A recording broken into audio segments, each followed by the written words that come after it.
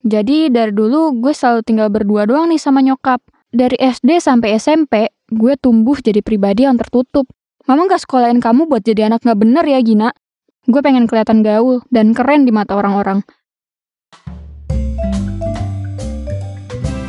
Gue punya cerita. Peringatan, animasi ini dibuat dengan tujuan sharing pengalaman pribadi sang pengirim cerita. Dimohon untuk menghargai cerita tanpa menyudutkan beberapa pihak. Selamat menonton. Sebagai anak perempuan satu-satunya di keluarga dan cuma tinggal berdua sama mama, rasanya kadang kayak terjebak di dalam labirin pasar malam. Kelihatannya sih enak, semua yang dibutuhin ada, tapi bosen mampus. Bujigong anjir mic-nya, bangke. Kenalin, gue Gina. Usia gue sekarang 29 tahun, tinggal sendiri dan masih sibuk sama karir gue. Kali ini gue akan ceritain soal perjalanan gue, memaafkan diri sendiri, dan juga hubungan gue selama hidup dengan mama gue. BTW, kebetulan bapak gue ini orang pelayaran, jadi beliau paling cuman pulang setiap 6 bulan sekali. Tapi, walau begitu, cuan mengalir deras cuy. Semua fasilitas yang gue butuhin dari dulu selalu terpenuhi. Nah, karena bapak jarang pulang, jadi dari dulu gue selalu tinggal berdua doang nih sama nyokap. Dengan rumah kita yang bisa dibilang lumayan gede, luas, 2 lantai pula. Sombong dikit. Bisa tuh gue main petak umpet di rumah rame-rame. Tapi karena itu juga, kalau salah satu dari kita nggak ada, rumah berasa sepi banget. Kalau cucian numpuk, tinggal kirim laundry. Males masak, tinggal beli.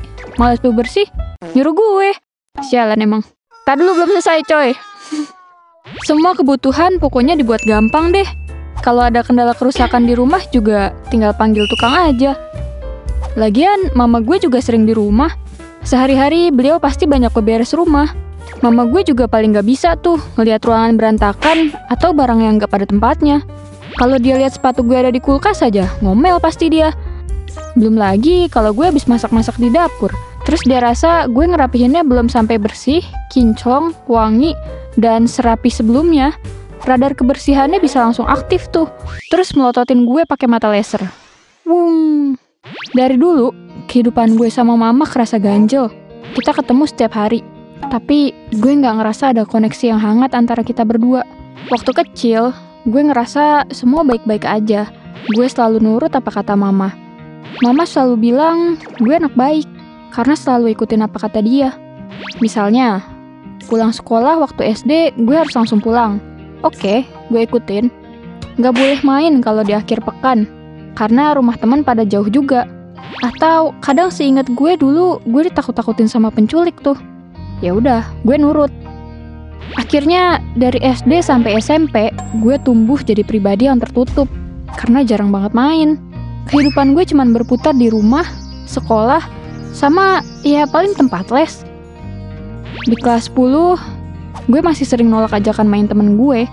Setiap kali gue diajak main keluar setelah jam pulang, gue selalu gak mau. Karena gue tahu, mama pasti bakal ngoceh panjang kalau ajakan itu gue iyain. Dan gue pergi gitu aja. Pada masa itu, daripada gue harus nerima omelan mama yang gak ada habisnya, jadi mendingan gak usah nyari masalah dari awal aja. Ya, walaupun sebagai bayarannya, gue jadi ngerasa kayak gak punya teman sih. Gue jadi ngerasa hidup gue ini boring, kering, dan kaku bener nih kayak Frozen Kanebo. Di kelas 11 dan 12, gue mulai dikit-dikit bohong tuh, biar bisa main. Gak cuma sekali 2 kali gue bilang mau kerja kelompok, tapi aslinya mah gue lagi main atau jalan-jalan sama temen. Gue yakin sih, lo juga pasti ada yang pernah kayak gini kan? Bilangnya mau kerja kelompok, padahal aslinya mah lo lagi main. Tapi gue bisa ngerti sih, gue paham banget kenapa bisa mumet di rumah aja. Soalnya ketemunya sama orang yang sama lagi, gak ada interaksi seru yang bikin diri lebih berkembang juga. Sampai di mana ada satu momen waktu gue pulang malam dan mama udah nungguin gue di ruang tamu. Mukanya udah asem bener, kayak ketek tirek. Dari mana aja kamu? Jam segini kok baru pulang? Anak sekolah mana yang jam 12 malam baru pulang? Mama gak sekolahin kamu buat jadi anak gak bener ya, Gina? Mama gak suka kalau kamu kelayapan dan pulang malam kayak gini, kayak gak punya orang tua. Gue yang udah capek pas sampai rumah, denger omelan panjang kayak gitu rasanya panas banget. Kayak lagunya Raja. Panas, panas, panas, badan ini pusing, pusing, pusing, anjir. Jadi Ian Kasela lu. Otomatis gue sautin lah omelannya kayak gini. Apaan sih mah? Orang aku habis kerja kelompok kok. Tugas kita tuh banyak banget dari kemarin. Aku juga bosen di rumah terus. Temunya sama mama terus. Bangun tidur lihat mama, mau tidur lihat mama. Aku tuh udah gede mah. Aku juga pengen punya kehidupan normal kayak remaja kebanyakan. Bisa main, bisa nongkrong. Kenapa sih aku harus terjebak di rumah terus kayak gini sama mama? Capek tahu. Setelah ngomong gitu, gue lihat muka mama kayak shock gitu. Ekspresinya yang tadinya asem, sekarang jadi kelihatan sendu. Gue sendiri kaget sama apa yang udah gue ucapin. Gak sadar, gue nangis dan langsung kabur ke kamar. Gue ngerasa bersalah udah ngomong sekasar itu ke mama. Tapi di lain sisi gue juga capek kalau harus mendem terus. Padahal selama ini gue gak pernah ngomong dengan nada tinggi ke mama. Satu kali pun gak pernah. Setelah kejadian itu, hubungan gue sama mama jadi makin dingin. Setiap gue izin atau bilang mau ada kerja kelompok dan lain-lain ke mama, dia cuma jawab seadanya. Kayak, oke, iya. Dia udah gak pernah ngelarang gue tuh buat ngelakuin apapun. Akhirnya gue merasa sedikit lebih bebas. Gue mulai terbiasa gak selalu ngasih kabar ke mama setiap kali gue kemana-mana. Mama juga gak seintens dulu nanyain gue.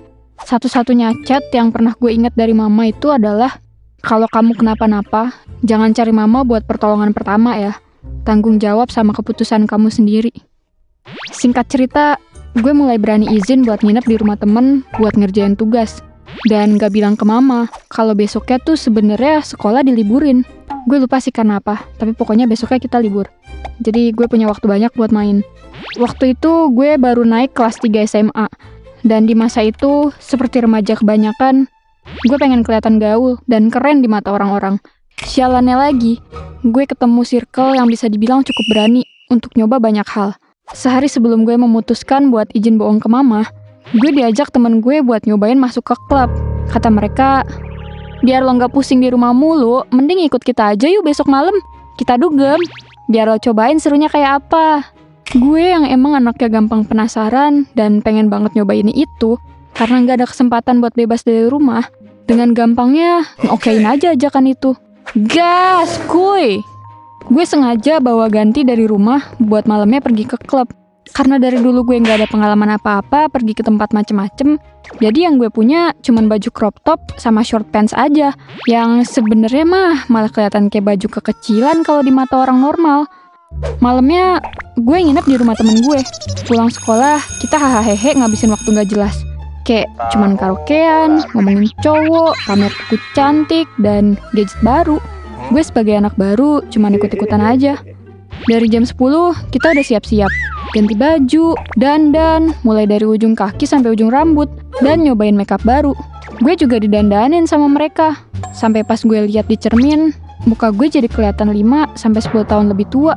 Baju gue yang udah crop top diajarin sama mereka biar diikat aja sampai di atas perut. Katanya biar lebih kelihatan lekuk tubuhnya. Tapi diam-diam sebenarnya gue mulai ngerasa nggak nyaman. Gue mulai ngerasa risih sama tubuh gue sendiri. Tapi kok gue lihat mereka kayak seneng-seneng aja ya. Bahkan kayak baju mereka lebih terbuka dari gue. Emang nggak dingin apa pakai baju minim begini? Waktu gue bertanya-tanya kayak gitu, temen gue cuman bilang, enggak lah. Kalau mau clubbing emang baju kita harus kayak gini. Malah kalau bisa lebih heboh lagi, biar dinotis dan dapet cowok. Gue yang masih gak ngerti cuman kayak, emang gitu ya cara mainnya? Tapi ya udahlah, walaupun sebenarnya gue ragu, gue jalan aja deh tuh. Sesampainya kita di sana, kita masuk ke dalam bangunan yang dari luar kelihatan sepi dan tertutup. Tapi pas masuk ke dalam, gue langsung bisa dengar musik kenceng sampai bikin telinga sakit. Lampu-lampu yang kelap-kelip, bau alkohol yang nyengat, dan sesekali kerasa bercampur sama bau keringat orang. Teman-teman gue kelihatan pada asik dan langsung heboh pas masuk ke dalam. Mereka auto joget coy pas denger musik. Dah kayak pensilin lu aja nih gue liat-liat. Tiba-tiba ada cowok nyamperin gue. Kelihatannya sih oke ya. Looks-nya nggak jelek, wangi juga orangnya. Tapi gue liat-liat so asik nih dia. Dia ngajak kenalan gitu. Tapi karena berisik dan rame banget, jadi kita harus deketan, supaya kalau ngomong kedengeran. Sendirian, kata dia. Deket banget ke telinga gue ngomongnya. Enggak, bareng teman.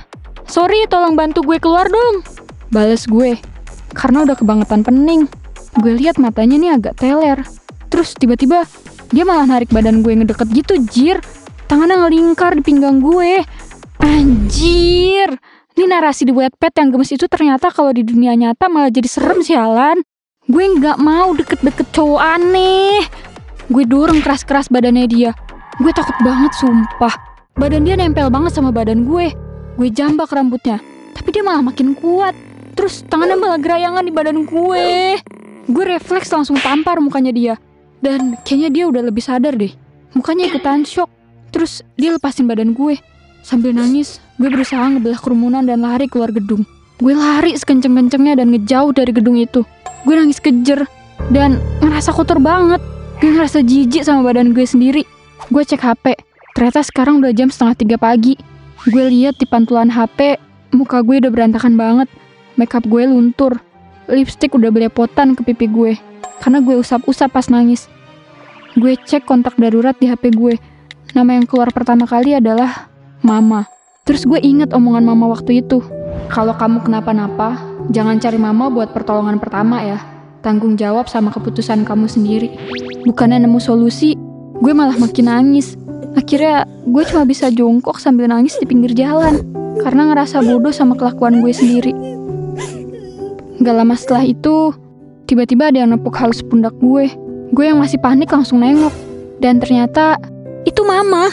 Ngeliat Mama, gue langsung peluk Mama erat-erat. Dan semakin nangis jadi-jadinya. Gue gak tahu gimana caranya Mama tiba-tiba ada di sana. Yang gue tahu, gue bersyukur Mama datang di saat yang paling tepat. Habis itu, Mama bawa gue pulang. Beliau juga jelasin kenapa bisa tiba-tiba ada di sana. Mama ternyata diam-diam nyuruh supir di rumah gue buat buntutin gue setiap gue mau pergi kemana-mana. Dia sampai rela nyetir kemana-mana sendiri biar supir kita, Pak Edi, bisa on duty buat jagain gue tiap kemana-mana. Khusus malam itu, Mama sengaja ikut Pak Edi buat buntutin gue. Karena katanya gue gak pernah sekalipun minta izin buat nginep. Jadi menurut Mama, perilaku gue mulai aneh dan mencurigakan. Jadilah mereka ngikutin sampai di luar klub itu. Setelah kejadian itu, gue minta maaf ke Mama. Begitu juga Mama ke gue. Kita pelan-pelan belajar buat saling ngerti. Mama mulai kasih ruang buat gue, asal gue gak bohong. Gue juga jadi lebih seneng dan nyaman ketika pulang. Karena ada orang tua yang selalu jagain gue dan mau susah payah bilangin gue setiap kali gue ngelakuin hal yang ceroboh. Bener emang kata orang, omongan orang tua tuh harus didengerin. Apalagi kalau udah Mama yang ngomong. Semua kata-kata dari mulutnya tuh jadi keramat. Lagian, biasanya mereka tuh cuma mau yang terbaik aja kok buat kita. Cuma, kadang penyampaiannya aja yang jelek. Semoga hubungan kalian sama orang tua kalian selalu hangat ya. Jadi ketika pulang, rasanya akan selalu nyaman. Love you sekebon, guys! Makasih udah dengerin. Sampai ketemu di cerita GPC lainnya. Bye!